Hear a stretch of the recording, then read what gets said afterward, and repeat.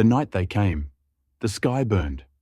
Streaks of light arced across the heavens like falling stars, but they moved with purpose. Humanity had watched the cosmos for centuries, wondering if we were alone. On July 23, 2047, we received our answer. At first, astronomers believed it was a meteor shower. Spectacular, yes, but nothing to fear. Then came the power outages. Entire cities plunged into darkness. Satellites malfunctioned. By the time the military scrambled their radar systems, it was too late. The ships, sleek, black, and angular, descended silently over Earth's major cities. In New York, a mother shielded her child as a 200-foot-tall machine unfolded from a ship and planted its spindly legs on the ground. Its head swiveled, scanning the streets with a pulsing blue light. In Beijing, similar machines vaporized military convoys with beams of light. By dawn, Earth belonged to them. Their message came not through words but actions. Towers erupted from the ground, shimmering with a strange metallic glow, and the invaders began draining Earth's resources. Water levels dropped, forests withered. Humanity was no longer at the top of the food chain, but we weren't done yet. It started with whispers, a rogue transmission intercepted on an old ham radio frequency. It was the voice of Dr. Evelyn Carter, a former astrophysicist who had vanished from the public eye years ago. This is Dr. Carter. If you're hearing this, listen carefully. We have a chance to fight back. The aliens aren't invincible. There's a flaw in their technology, something they didn't account for. The message repeated on a loop. Those who heard it were drawn to an abandoned factory in the Nevada desert. Among them was Sergeant Jacob Hayes, a battle-hardened Marine who had lost his entire unit during the invasion. Jacob had seen the machines up close and knew their power, but he wasn't ready to give up. Inside the factory, Dr. Carter explained her plan.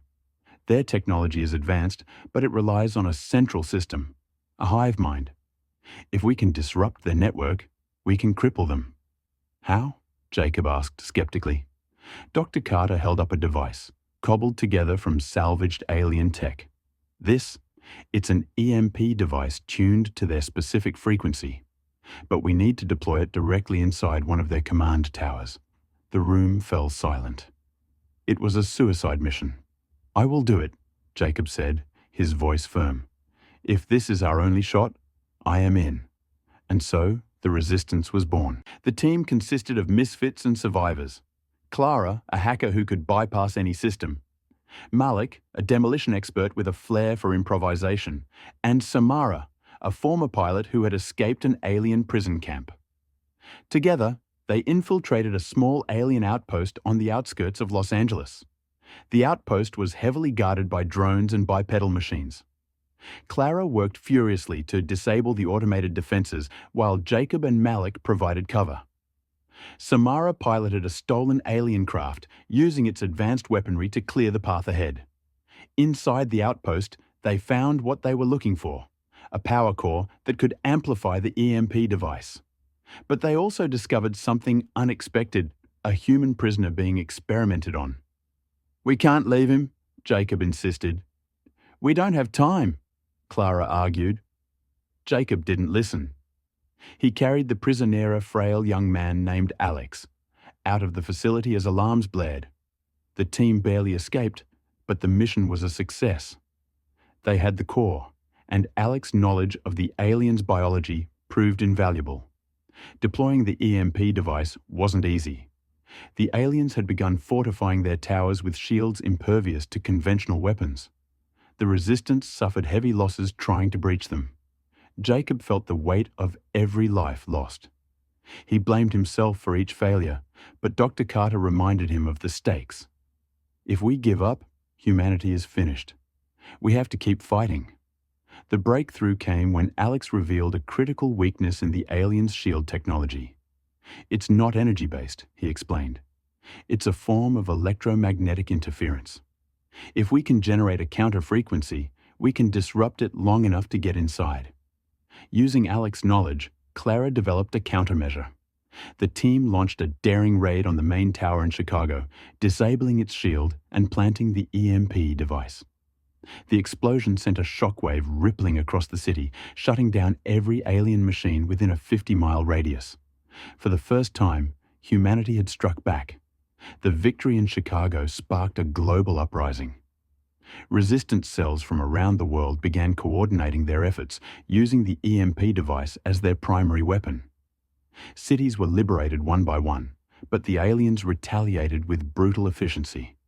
Jacob's team became legends, known for their daring raids and impossible missions. But the cost was high. Malik was killed during a mission in Paris, and Clara was captured during an assault on a tower in Mumbai. Jacob blamed himself. "We're losing everyone," he told Dr. Carter. "No," she replied. "We're winning.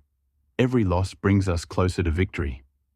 Clara managed to escape captivity, but she returned with horrifying news. The aliens were planning to launch a planet-wide extermination event, a final solution to humanity's resistance. "They're bringing reinforcements," Clara said.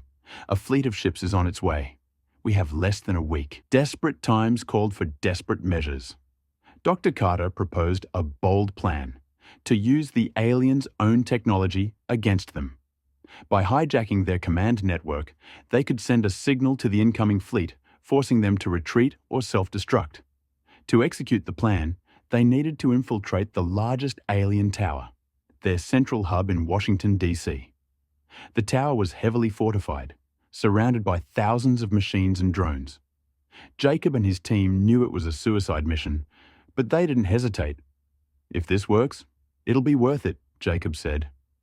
The team fought their way to the tower's core, losing members along the way. Samara sacrificed herself to destroy a wave of drones, and Clara was critically injured while hacking the tower's mainframe. But they succeeded. The signal was sent, and the alien fleet disintegrated in orbit. The remaining machines on Earth shut down, their connection to the hive mind severed. Humanity had won. The victory came at a heavy price. Entire cities lay in ruins, and billions of lives had been lost. But humanity had survived. Jacob stood on the ruins of the Washington Tower, looking out at the horizon. "We did it," he said quietly. Dr. Carter nodded. "We showed them what it means to be human." The resistance became the foundation for a new world order, one built on unity and resilience.